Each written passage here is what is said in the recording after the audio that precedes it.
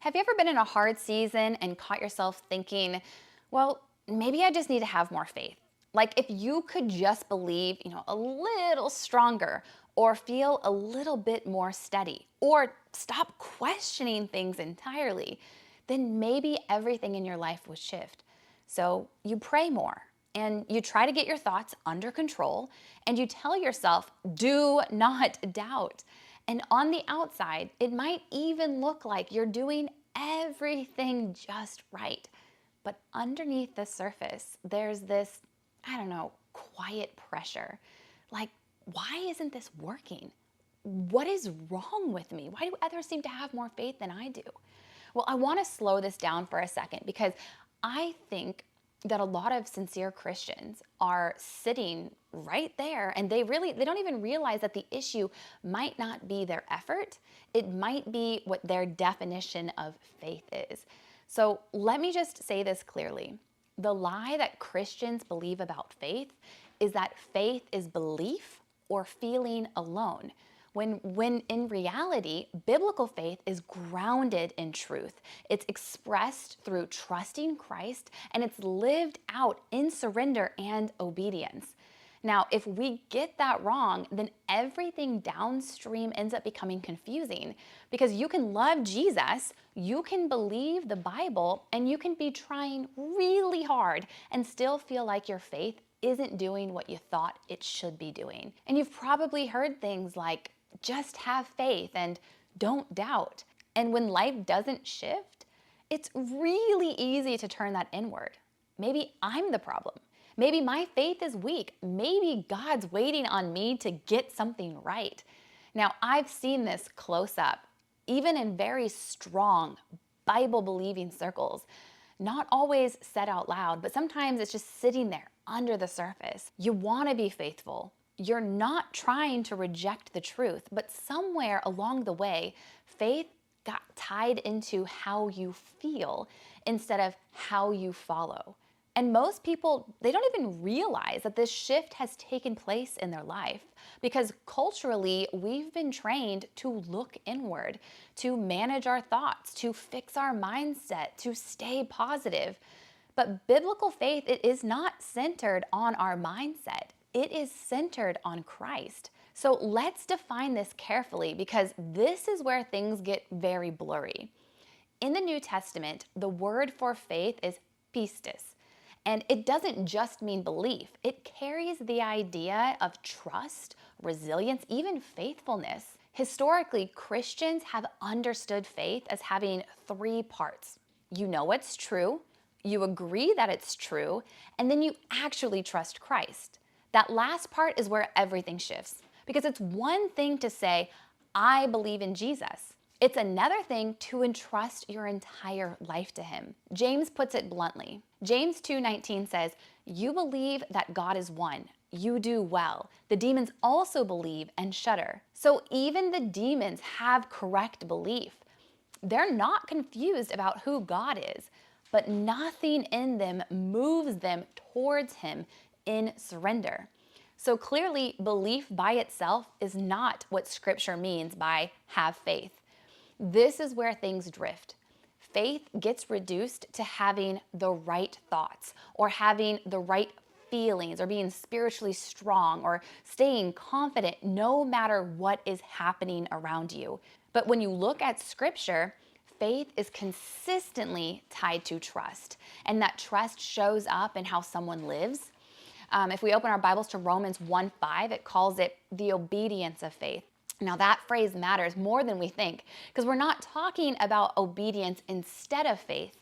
We are not talking about a faith that never leads anywhere. We are talking about a kind of faith that actually results in true obedience to Christ over time. Now, if someone says that they trust Christ, but that their life stays completely untouched by him, Scripture would gently push us to examine that very closely because real faith, it connects you to Christ.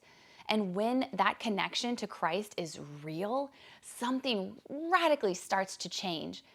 And no, it doesn't happen instantly. It's not like you're struck by a bolt of lightning, but if you do pay close attention, you will begin to see it changing the direction of your life. Jesus makes this very plain for us in John 14:15. If you love me, you will keep my commandments. And then when we open our books to Luke 6:46, why do you call me Lord, Lord, and do not do what I say? Jesus is exposing the gap between what we say and what we are surrendering. Now, that gap, this is where the faith lie lives, because the lie says, if I could just believe hard enough, that's faith. But biblically, faith looks more like this. If I actually trust Christ, my life will start to move in his direction. So let me make this really real for you by just sharing my personal story briefly. There was a season where I had a completely different plan for my family. I was mid-journey. I was about to move us abroad.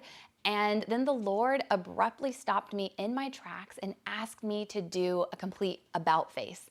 And he made it very clear to me that I was supposed to just turn around and go back to the city that I came from, that I desperately did not want to go back to. This was a place where people knew me before Christ. It was a place that I so desperately wanted to leave behind. And I remember thinking, this doesn't feel right. I don't want to do this. And I literally cried the entire journey back, doubting that this could be what God would really want for my family and I. And at the same time, the Lord was asking me to let go of other things that felt really secure. Things like my business, my steady income, my plans for my future. And instead, he put something completely different in front of me. I heard the Lord ask me to start this YouTube ministry, as well as open up my home to host mothers for what we called Pray and Play.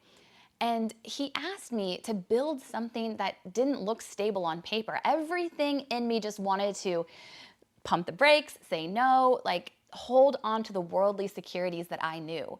But I had to decide, was faith going to mean believing in me and my plan? Or was it going to be trusting him enough to obey that it was going to cost me something? And I didn't want to pretend that decision was easy, because it absolutely wasn't. But I can tell you this, he has been faithful in ways that I could never have imagined. And that's what I mean when I say that faith shows up in trust. When you're willing to follow Christ, even when nothing on the outside world makes any sense to you, you can see this in everyday life. Someone says, that they trust God, but they won't forgive. Or they say that they believe in Scripture, but they resist it when it confronts them. You'll hear people say, Jesus is Lord, but then still make decisions out of fear or control. And you see this even more clearly in suffering. A lot of Christians, they've picked up this idea that strong faith means there's no struggle involved. But when you read Scripture, that doesn't actually hold up. The Psalms, they're full of people crying out to the Lord. The prophets, they wrestled with a lot of things. And Paul talks about despair. Jesus himself, even in Gethsemane, was in deep anguish, literally sweating blood over what the Lord was asking him to do. So struggle doesn't mean that your faith is missing. The real question is, what do you do inside of it? Do you pull away from God, or do you lean towards him? Do you let go of obedience or press into it? Do you rely on your own understanding, or do you submit to Jesus fully? So that is where faith becomes visible. Now, it can sound like this: God, I don't understand this, but I'm still going to follow you. I don't feel steady, but I'm not going to walk away from what you're calling for me to do. I do not see the outcome or how this is going to work out, but I will trust you enough to obey and take the first step. That's faith. Now, Hebrews 11:1, now faith is the certainty of things hoped for, a proof of things not seen. But then every example that follows, they act, they move, they obey, they endure. Their faith changed what they did. So let's bring this down to something that you can actually live out this week in your own life. first, I want you to stop using your feelings as the primary way to measure whether you're having faith or not. All right, some days you're going to feel really strong, and some days you're just not. And that doesn't change who Christ is. Secondly, I want you to look at where your trust is actually showing up. Not what you say that you believe, but what your life is truly reflecting. In your relationships, in your daily habits, in your responses to conviction, that's where faith becomes real. And thirdly, don't let hard seasons define you. Sometimes those are the exact places where God is teaching you what trust actually looks like. And then I want you to come back and I want you to remind yourself of the gospel, because this isn't about trying harder to impress God. Every one of us has sinned against a holy God. We don't naturally trust him. We rebel, we resist him.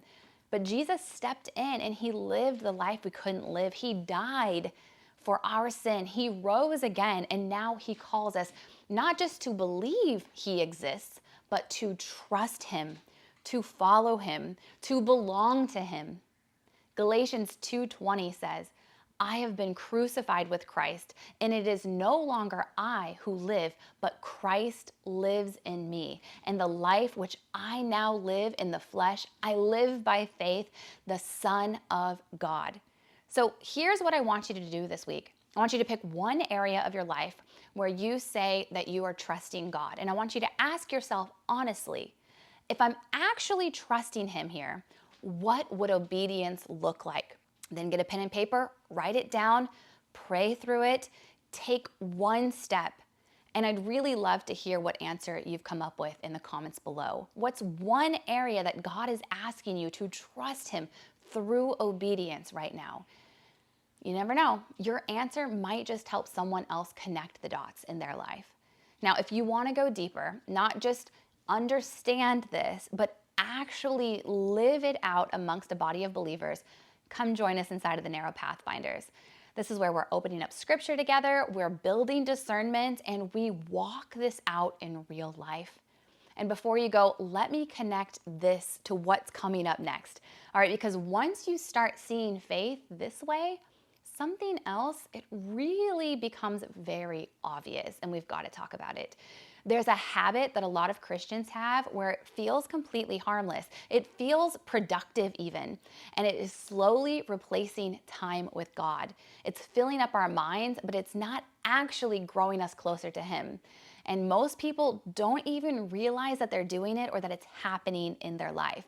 So this next video is this Christian habit. It is more dangerous than you think. We're going to talk exactly what that is. We're going to talk about what exactly that is and why it's quietly starving your spiritual life. So be sure to click subscribe, and I'll meet you there.